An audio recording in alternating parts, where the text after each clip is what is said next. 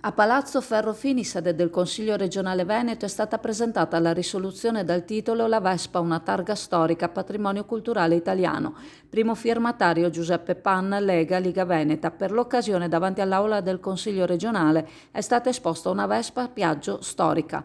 Circa 20 milioni di esemplari sono stati venduti di questo emblema dell'Italian Style, un simbolo iconico internazionale creato nel 1946 nel periodo di ricostruzione post-bellica.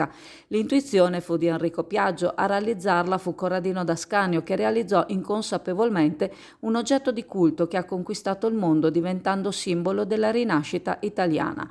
L'incontro è stato introdotto dal presidente del Consiglio regionale Ciambetti, che ha ringraziato della sua presenza l'onorevole eurodeputata Rosanna Conte.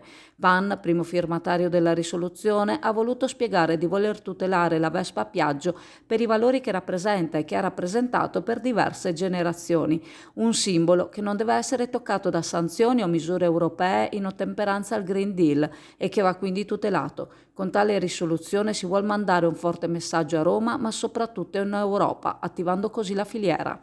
L'eurodeputata Conte ha quindi confermato l'importanza di questo segnale a tutela dello storico marchio, che si dimostra inarrestabile e inimitabile nel tempo. Un esempio rappresentativo del Made in Italy a livello simbolico, sociale, culturale, anche popolare, che potrebbe essere messo a rischio da politiche ideologiche nell'ambito del Green Deal e della riduzione delle emissioni.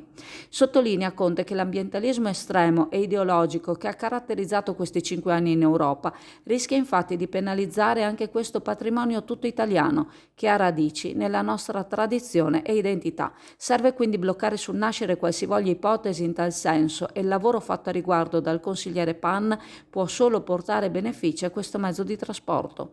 L'eurodeputata ha ricordato che in Europa si sta battendo per investire con concretezza nello sviluppo dei biocarburanti come combustibile alternativo all'elettrico, ciò per garantire una transizione green che sia alla portata di tutti.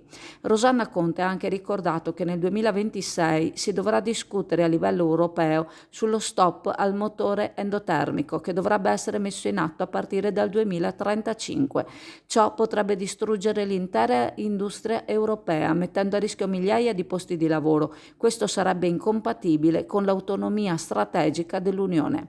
Intervenuto anche il consigliere nazionale responsabile della cultura Vespa Club d'Italia, Roberto Donati, il quale ha illustrato le motivazioni che hanno spinto il club nazionale ad intraprendere questa strada. Il Green Deal rischia di cancellare dalle strade le Vespa, che hanno accompagnato persone di qualsiasi status, entrando in un modo o nell'altro in tutte le famiglie italiane.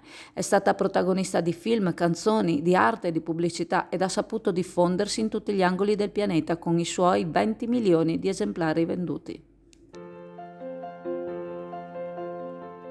Da oltre 50 anni Zambonin cerca le soluzioni migliori per il tuo arredo bagno e per i rivestimenti per la tua casa. Qualità e design per prodotti sempre all'avanguardia per darti il meglio. Competenza e cordialità ti accompagneranno nella scelta. Zambonin, un nome, una garanzia. Via Padre Emilio Venturini, Chioggia, Venezia.